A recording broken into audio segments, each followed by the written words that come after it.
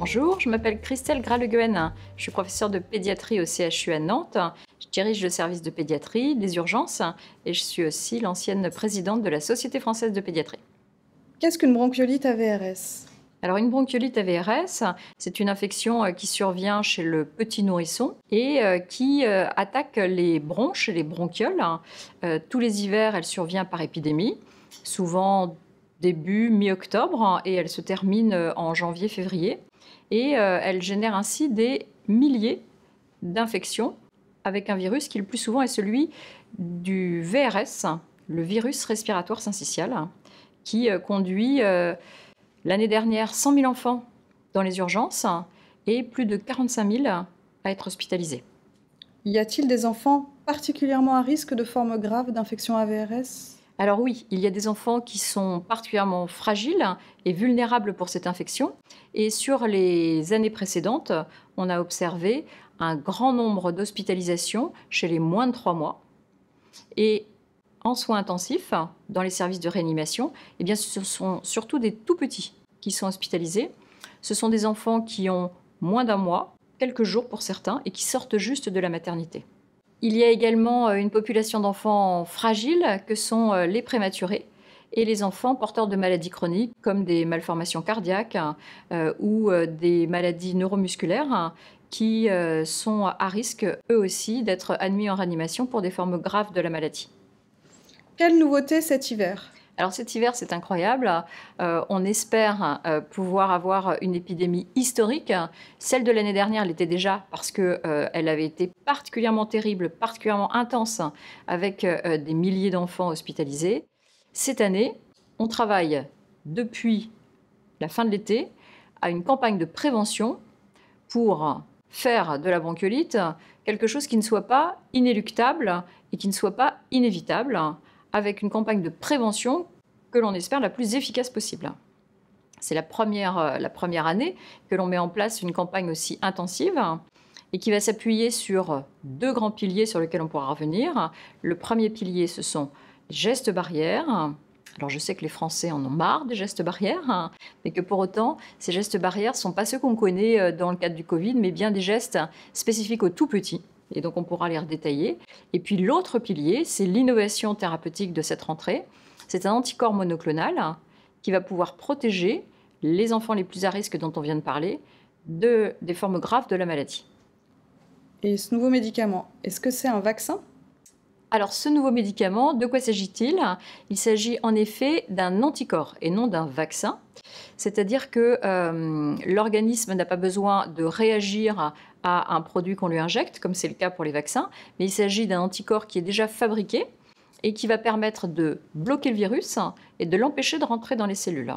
Donc c'est un produit qui est bien toléré, ce d'autant qu'on a déjà l'expérience d'un cousin germain qui lui ressemble beaucoup, qui est utilisé depuis plus de 25 ans chez les prématurés ou les enfants particulièrement fragiles avec des maladies chroniques et qu'on utilise sans aucun effet secondaire ni aucune alerte remontée depuis 25 ans. Donc on a des signaux très positifs quant à ce médicament qui s'appelle Nirsevimab, son nom commercial c'est Beyfortus, et qui a été déjà utilisé dans 3 grands essais cliniques. Il y a plus de 10 000 enfants qui ont été inclus et pour lesquels on n'a pas d'inquiétude ni d'effets secondaires rapportés. Quelle est la durée d'action de ce médicament? Alors c'est sa grande originalité. Et c'est ça qui en fait la grosse différence par rapport à son cousin germain, le Synagis, c'est que cette durée d'action, elle est d'environ 150 jours. Et 150 jours, ça tombe vraiment bien parce que c'est à peu près la durée de l'épidémie. Et donc les enfants qui seront immunisés dès la naissance, eh bien, ils pourront être protégés jusqu'à ce que le virus ne circule plus. Et quelle est l'efficacité de ce nouveau traitement? Alors ce nouveau traitement a été testé à l'occasion de 3 grands essais cliniques internationaux. Le CHU Nantes a participé au dernier, il s'agit de l'étude Harmonie, dans lequel ont été inclus des enfants tantôt grands prématurés ou avec des maladies chroniques, et puis ensuite des enfants proches du terme, et puis finalement des bébés de maternité.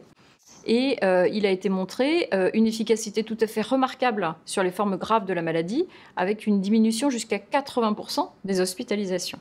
Et donc, si ces résultats se confirment une fois étendus à l'ensemble de la population, Mais ce sera une excellente nouvelle, hein, puisque, en effet, on peut espérer limiter la saturation de nos hôpitaux qui survient tous les hivers, hein, que ce soit aux urgences, en hospitalisation conventionnelle, mais aussi dans les réanimations. Quel est le meilleur moment pour réaliser cette injection? Alors, compte tenu de ce que l'on vient de se dire, à savoir la population des plus fragiles qui sont les plus jeunes, eh bien, le meilleur moment, c'est avant de sortir de la maternité. Et donc, lors des prochaines semaines, tous les jeunes parents se verront proposer cette injection avant le retour à domicile. Le produit est disponible dans les pharmacies hospitalières et va pouvoir protéger les enfants dans les jours qui suivent leur sortie, puisque contrairement à un vaccin, ce produit a une efficacité quasi immédiate. Donc la recommandation, la préconisation des pédiatres, c'est vraiment de protéger les bébés dès leur sortie, de manière à ce qu'ils ne rencontrent pas trop tôt ce microbe et faire une forme grave de la maladie. Qui peut réaliser l'injection? Alors cette injection, elle peut être réalisée en maternité par le médecin, par la sage-femme, par une puéricultrice de maternité. Et il est aussi possible de faire cette injection après la sortie de maternité, pour les parents qui le souhaiteraient, ou pour des enfants qui sont nés avant la disponibilité de ce produit, puisqu'il est disponible depuis le 15 septembre uniquement.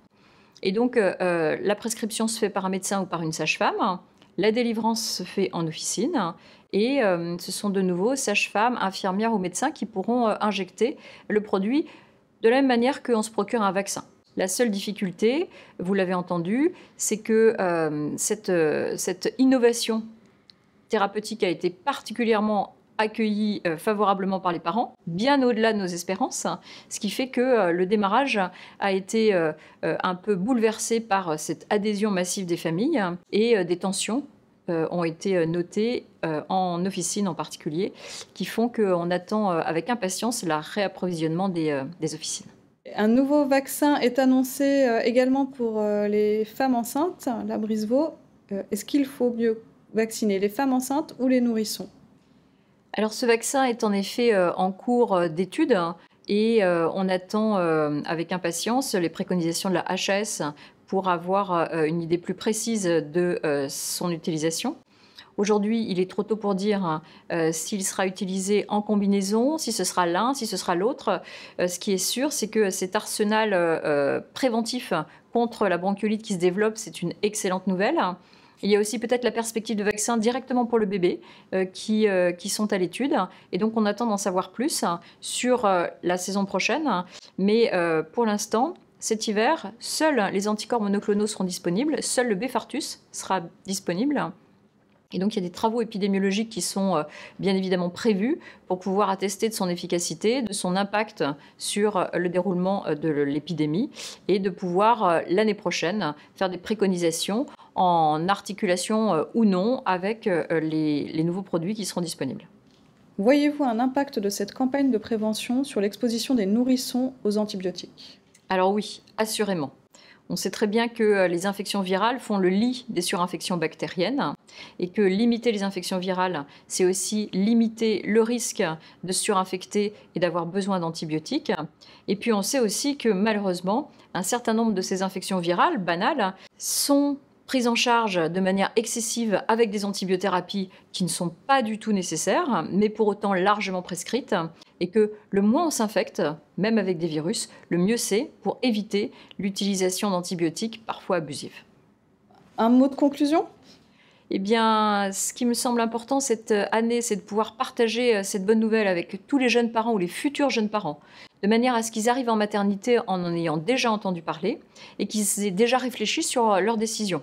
Ce qui leur permet de ne pas se sentir pressurisés durant les quelques jours que dure ce séjour en maternité et qu'ils aient le temps de réfléchir et de décider si oui ou non ils souhaitent immuniser leur enfant cet hiver. Et l'autre conclusion qui me paraît aussi importante à partager avec tous les jeunes parents, c'est que limiter les infections virales, comme le VRS, c'est aussi mettre en place des gestes barrières autour de la sortie des tout-petits de la maternité, puisque si ce nouveau produit, il protège contre le VRS, il ne protège pas contre les autres virus. Et que les autres virus, comme la grippe, comme le Covid, ça peut aussi rendre très malade un tout-petit. Et donc, ce qui est important, c'est que les parents aient ce message de vigilance autour des premiers mois de vie d'un tout petit lorsqu'il sort en période où les virus circulent. Et donc, ce sont des bébés qu'il faudrait idéalement pouvoir garder à l'abri des gens malades, porter soi-même un masque si on tombe malade, si on attrape un rhume, se laver les mains avant ou après les manipulations du bébé, et éviter les lieux confinés ou les grands rassemblements dans lesquels on sait bien que les virus circulent largement. Et lorsqu'on fait ses courses, par exemple, dans une galerie marchande à la période de Noël, eh bien, les virus aussi font leurs courses. Il faut garder les bébés à l'abri des microbes. C'est aussi important que cette innovation thérapeutique qui, je l'espère, les deux combinés, vont permettre une épidémie historique de bronchiolite cette année.